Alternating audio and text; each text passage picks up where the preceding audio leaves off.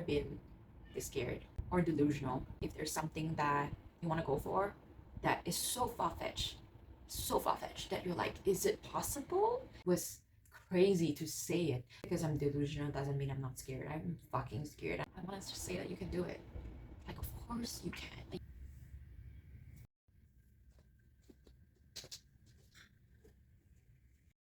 yeah, if you don't know by now, I signed up for my first CrossFit competition. That is probably the most delusional version of me that I've ever been.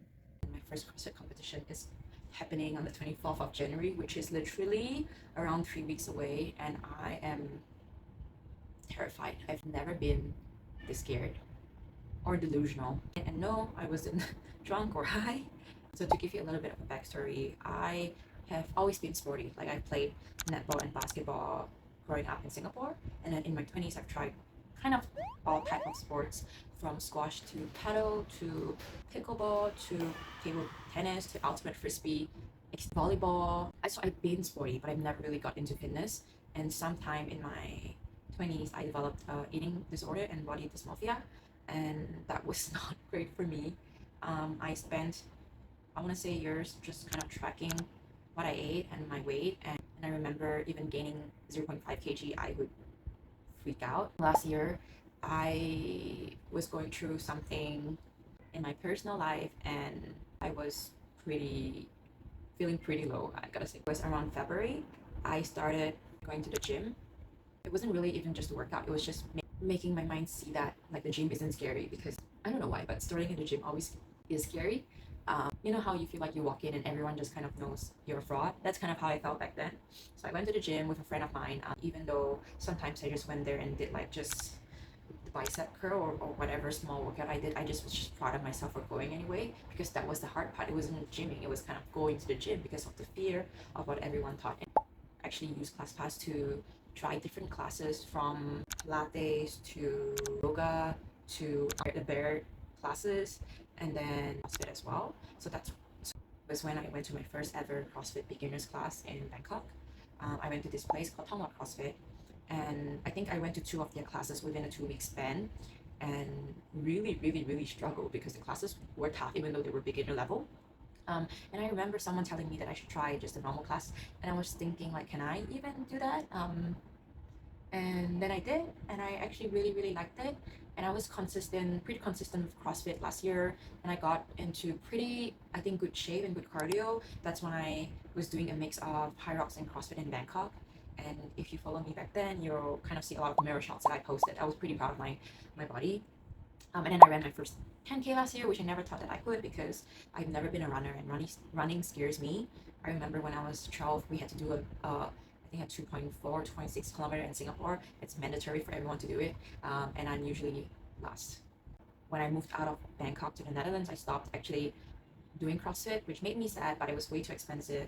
When I got here to Vietnam, I looked into CrossFit again, and there were two gyms here, and I decided to give one CrossFit gym a try, and that's kind of how I restarted my fitness again years ago, right? When I was living in Bangkok, and I would have a colleague at work who was really into CrossFit, and he would always ask us to go and support him at his competition. And me and my friends, we always went. I think we went there 2, 3 years in a row, and I was always sitting, as part of the audience, and I always thought, hey, it would be cool to just be in that position one day. And thinking back now, that was pretty ridiculous or delusional for me to say, because I've never done CrossFit. I don't know what CrossFit was about. I just saw so many, I guess, cool men and women doing all the cool things, and I just thought it would be cool to just be there one day. And obviously now it's going to happen in a month's time, which is insane to think about. And it was 2 months ago. I heard about this Thailand Throwdown. So Thailand Throwdown is apparently one of the most beginner-friendly competitions in Thailand. It's also one of the longest held CrossFit competition in Thailand. I heard of the competition from a coach. It takes place in Chiang Mai every year. I guess I planted that seed, started telling people to do the comp, let's make it a trip to Chiang Mai. And I actually made a group. I made a WhatsApp group and told everyone, let's meet at the gym, and we're registered for the ticket together. And I think there were around 10 of us, right? It was a mix of men and women. The registration opened at 9 a.m. So We finished our class from 8 to around 9, and at 9 sharp I ran to my phone, got on the Instagram and started refreshing. A few people came around with their phones as well. I think we were all sitting together, I refreshed it so much that it finally appeared like a QR code, and I screenshotted it, I sent it to the group, and I shared it with other people. So we were all trying to get tickets because apparently it's a tough comp to get tickets just to compete in. And I was on the phone with my housemate Dan Close. It was kind of chaotic, okay? And out of, I guess, everyone that was trying to get tickets, me, Julia, and Nora, who are the two other women at the gym, got tickets. Who was on the phone with me because I think she was back in Australia. On her phone, it actually said you're just in queue, and then within I think a few minutes it was like sold out. So out of everyone, 3 of us got tickets, which I thought was crazy because I was literally, screenshotting it, the QR, and scanning it to people and helping others with. So why was I one of the 3? Anyway, the universe works in such a funny way, and they said that they will be releasing the second round of tickets soon. So I kind of assumed that other people would, but so far only another woman has, and no one else has gotten tickets, which is insane because it's a lot of our first times. And I didn't think much of it until coaches decided to put together a fake competition for us this one Sunday. And I remember feeling very nervous, but at the same time delusional. I was thinking, oh yeah, it's gonna be another workout. It's gonna be fairly easy because I survived every single class, right? I did the comp and broke down in the middle of the competition because it was actually so tough mentally. It's tough to explain now, but yeah, physically it was tough as well because my body wasn't ready, right, for it then. On that fake comp day, we actually had some of the coaches that acted as judges. So I was getting no rep and no rep and no rep every single time, and I was feeling so frustrated. And no rep means I can't continue with the movement. I have to stay there until I get a rep done. So I was just like, I was really struggling mentally and physically. I remember I cried mid-comp. I went home and I cried, sending a voice message to my best friend. I remember the next morning I cried. And I think the illusion in me kind of left my body, and I was kind of brought back to reality that like, what the fuck am I doing? Like, how did I sign up for this comp? And obviously time has passed back then, and I began working harder for the competition. I think in all the movements that they have shared, I'm not confident in the ones that require skill and cardio. I'm pretty good in strength, but skill and cardio, I'm not great. So things like wall walk, double unders, pull-ups, those are things that I have not yet mastered. And I kind of assumed that I would get a skilled version, but I actually messaged them like 2 days ago, and they told me that no, I actually have to do all of them. There will be no banded pull-up, like nothing that will help, no jumping pull-up, and for double unders, I have to do them. I've been training for it, and I am getting better, and I feel like at the moment I'm back to a space where the delusion is back in me. Like, I'm feeling delusional again. I'm feeling like, okay, maybe I can actually do this comp, and maybe I will actually enjoy it, which I don't know if it's a good or bad thing.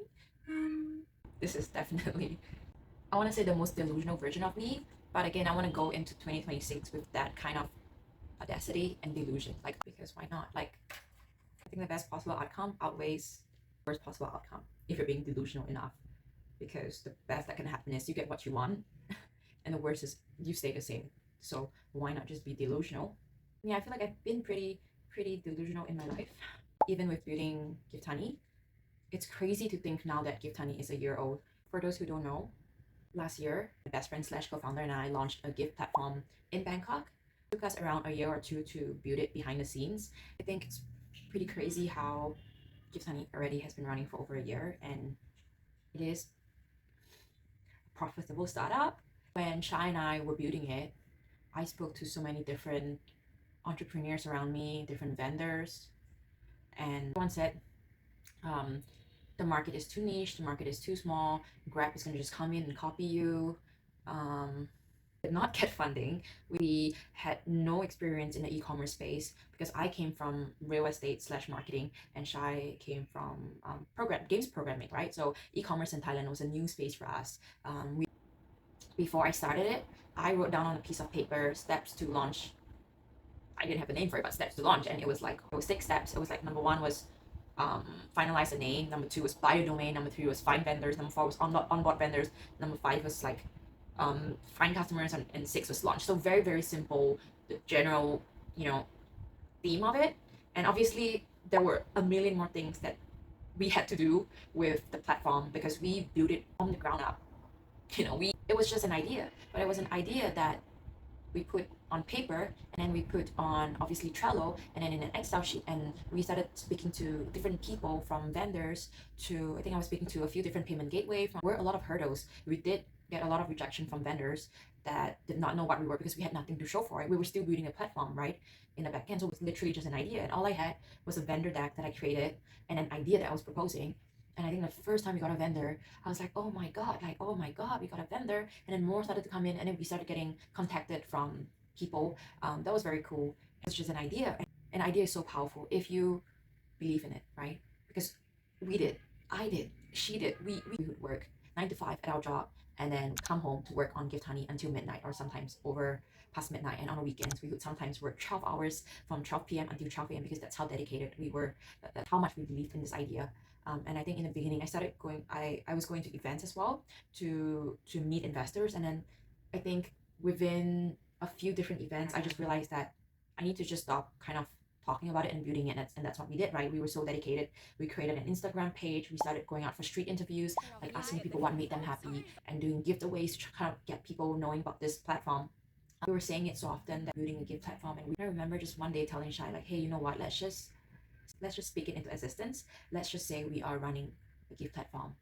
And now, of course, it's not to say, but back then, when we had no platform, we had barely any vendors, when we didn't figure out the payment gateway things, when we were trying to, finalize the business model, it was crazy to say it. Like, we are running a gift platform, one gift platform. But we said it. We said it to each other. We said it to our friends. We said it to anyone that asked. We said it to people that we met, and we said it so much that it came true. We launched it last year. Don't do marketing for it. It's been over a year now, and we have never gone a single month without any sales. Like, how crazy is that? And if you were to look up send gifts to Thailand, or send gifts in Bangkok, or gifting in Thailand, Gift Honey would be on page 1. How insane. That is, no, honestly, that is so insane. With me being obsessed and delusional, and that happened, right? I'm trying to carry that same energy going into this fitness competition. So I am scared, but I am so delusional, and like, delusional will carry you so far. Really, really, really have to. You really have to go all in on this delusion, because um, I know that there are people that, when I mentioned that I was doing the fitness comp, and they looked at me like, oh really? Like, you are? Are you serious? Like, you? And obviously I'm not. I honestly don't think I'm even like average or the top few, but because I've signed up for this competition now, the improvement I've seen in myself, it's crazy. Like, a month ago I couldn't do a wall walk, and last week I did 12 wall walk in a workout. Yeah, there's still so many things I need to improve on, and yeah, maybe I'll cry at this comp, but just I think doing things out of my comfort zone. Like, I've always been a fan of that. I've always been a fan to do it scared, right? Like, if you know me in real life, you know that I say it so often: do it scared, do it scared, just do it scared, because what's the worst that can happen? Like, you will not die. um and that was actually my thinking going into a lot of the classes last year, when I was testing out yoga, when I was testing out bear, when I was testing out CrossFit. I literally just thought to myself, just do it scared, because you will not die. And like, I did not die so far. And I'm thriving. I guess I want to be more delusional, and so far I've signed up for my first CrossFit competition. It's happening in January. I've signed up for a half marathon in March, and I'm just gonna see like how much more delusional I can get, if that makes sense. Because I literally do not see the harm in this. Why not be delusional? Like, the fear holds us back, but if you do it enough, you're just gonna continuously like expand your comfort zone, and just gonna keep growing, right? Just because I'm delusional doesn't mean I'm not scared. I'm fucking scared, and I'm always telling my friends I'm scared, and I'm scared going to a CrossFit class sometimes. I'm scared signing up for the half marathon. I'm scared signing up for the CrossFit competition. But you know what? By March or by April next year, I will have done those, and I will be okay. That's just things that I will have done. I want to share this delusional energy with whoever needs it. Like, if there's something that you want to go for that is so far fetched that you're like, is it possible in this lifetime? But yes, like, what, the thing that you can't stop thinking about, like the thing that scares you so much that you maybe don't even want to entertain that idea. Maybe it's moving to a new city, it's getting your dream job, maybe it's going to the gym, maybe it's trying a new food, who knows, let's just say that you can do it. Like, of course you can, but you have to believe. Look at me.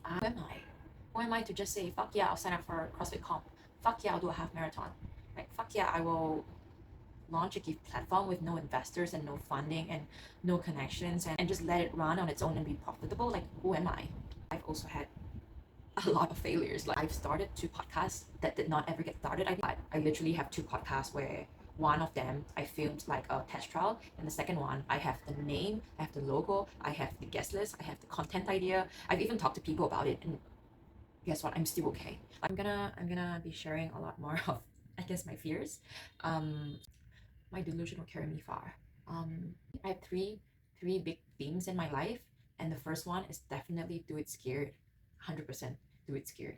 Like, if you need someone to be delusional about your goals, let me know. Like, I like will have 1,000% faith, and it can be so far-fetched, it can be so insane, but I just, like, I have this absolute faith that no matter what, whatever I want, I will have. Like, no matter what. In the gift platform, I was like, no matter how long it takes, I'm gonna achieve it. And I did it, and it's launched, and it's great, and I'm so proud that we got there. And this fitness comp thing, obviously it wasn't like a goal, it was just something that I said years ago, and now it's happening. And like, so that's one. And the second thing is the most delusional version of myself. I think I'm there, but I still have, I still can do a bit more. And then the third one is be kind, I guess. Not only to everyone else, but also to yourself, because I feel like a lot of the times we forget that our longest relationship is actually with ourselves. And if we constantly put people above us, like, how would you protect yourself? Anyway, hope the takeaway from this video is that you're able to be delusional about your goals, able to do things scared, because literally you will not die unless you're going for something like skydiving, or like something life threatening. Then maybe think about it. But if it's not gonna kill you, just dream big and try. I think that's it. I've never done like a one-to-one, so I'm gonna check how it is. I'm pretty nervous.